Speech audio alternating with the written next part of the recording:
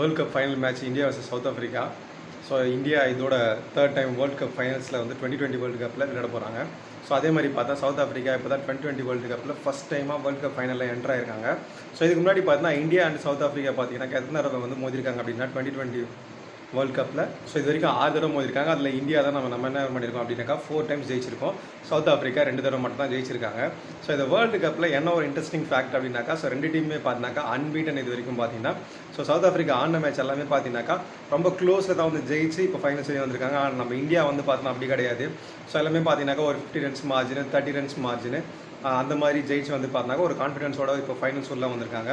So எல்லாரோட எதிர்பார்ப்பு பார்த்தீங்கன்னாக்கா சவுத் ஆஃப்ரிக்கா ஃபஸ்ட் டைம் வந்திருக்காங்க. ஸோ எப்படியாவது ஜெயிக்க மாட்டாங்களா அப்படின்னு சொல்லிட்டு.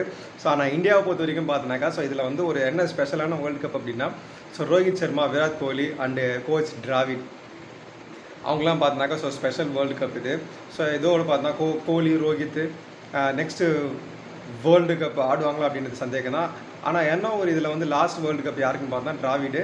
ஸோ இதுக்கு முன்னாடி பார்த்தா ஒரு பிளேயராகவும் சரி, இதுக்கு முன்னாடி பிளேயராக வந்து பார்த்தா வேர்ல்டு கப் ஃபைனல்ஸில் 2003 வந்து பார்த்தா தோத்துட்டார். அதே மாதிரி பார்த்தீங்கன்னா 2023 வேர்ல்டு கப்பில் ஃபைனல்ஸில் அதே மாதிரி பார்த்தீங்கன்னாக்கா ஸோ லாஸ்ட்டாக வேர்ல்டு கப் ஜெயிக்க முடியாமல் போயிடுச்சு. ஸோ இதுதான் லாஸ்ட் அவர் வந்து ஃபேர்வெல் வந்து நல்லா சென்ட் பண்ணுறதுக்கான கடைசியான லாஸ்ட் சான்ஸ் என்னன்னாக்கா, ஸோ இந்த வேர்ல்டு கப்பை நம்ம ஜெயிச்ச ஒரு கையில் கொடுக்குறது மட்டும்தான்.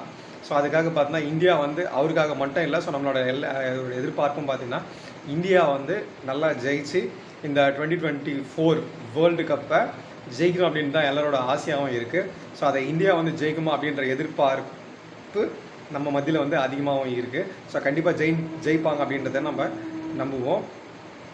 ஸோ இதுக்கு முன்னாடி பார்த்தீங்கன்னா சவுத் ஆஃப்ரிக்கா வந்து வேர்ல்டு கப் ஃபைனல்ஸில் வந்திருக்கா அப்படின்னாக்கா, ஸோ 1999 வருஷத்தில் ஆஸ்திரேலியாவுக்கு எதிராக அவங்க ஃபைனல்ஸ் வந்து விளையாடிருக்காங்க. அதுவும் பார்த்தீங்கன்னா ஒரு ரன் வித்தியாசத்தில் மட்டும்தான் அவங்க வந்து தோற்றுருக்காங்க. ஸோ அது வந்து பார்த்தீங்கன்னா பெஸ்ட்டு டீமு.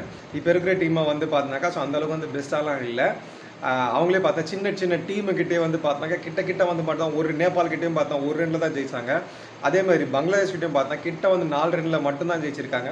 ஸோ அந்த அளவுக்கு பார்க்கும்போது பார்த்தா அவங்களோட கான்ஃபிடன்ஸ் லெவல்ஸ் வந்து பார்த்தா ரொம்ப லோவாக தான் இருக்கும். ஆனால் இந்தியா வந்து பார்த்தா அப்படி கிடையாது. நம்மளோட இந்தியன் டீமோட கான்ஃபிடன்ஸ் லெவல்னு பார்த்தா ரொம்ப ஹையாக மட்டும்தான் இருக்கும்.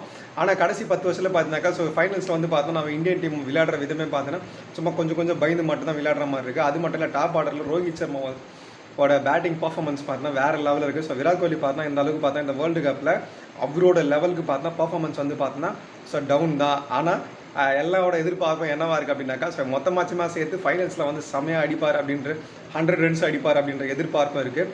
நம்மளோட பேட்டிங் ஆர்டர் பார்த்தோம் ஓரளவுக்கு பார்த்தா நல்லா தான் இருக்குது. ஆனால் நடுவில் ஒருத்தர் விளையாடலனாலும் இன்னொருத்தர் வந்து பார்த்தா ஆடி காப்பாற்றிடுறாங்க.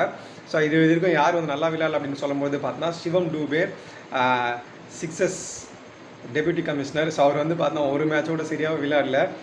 அடுத்தது பார்த்தா ஹார்திக் பாண்டியா பார்த்தா ஆல்ரவுண்ட் பர்ஃபார்மன்ஸ் வந்து பார்த்தா ரொம்பவே நல்லாவே இருக்குது. போலிங்கில் பொறுத்த வரைக்கும் பார்த்தா அக்ஷர் பட்டேல், குல்தீப் யாதவ், அதேமாதிரி பும்ரா, ஹர்ஷதீப் சிங் இவங்கெல்லாம் பார்த்தா போலிங் பர்ஃபார்மன்ஸில் வந்து ரொம்ப கலக்குறாங்க. ஸோ அதே மாதிரி ஜடேஜா வந்து பார்த்தா எதிர்பார்த்த அளவுக்கு வந்து சரியாக விளையாடவே இல்லை. அவரோட பிளேஸும் பார்த்தா இந்த வேர்ல்டு கப் அடுத்த சீரீஸ்க்கு வந்து பார்த்தா கேள்விக்குறியாக மட்டும்தான் இருக்குது.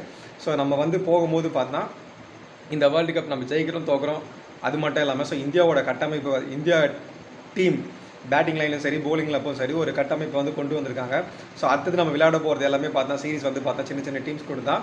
ஸோ அது ஒரு பக்கத்தில் இருக்கும்போது பார்த்தா இன்றைக்கி ஃபுல் அண்ட் ஃபுல் பார்த்தா நம்மளோட எல்லாரோட ஃபோக்கஸும் பார்த்தோன்னா இந்த 2020 வேர்ல்டு கப் ஃபைனல்ஸில் தான் இருக்குது. ஸோ யார் ஜெயிக்க போகிறாங்க அப்படின்றது ஸோ நம்மளோட எதிர்பார்ப்பு ஸோ இந்தியா அணி பூர்த்தி செய்யுமா அப்படின்றத நம்ம பொறுத்து தான் எதிர்பார்க்க முடியும். தேங்க்யூ.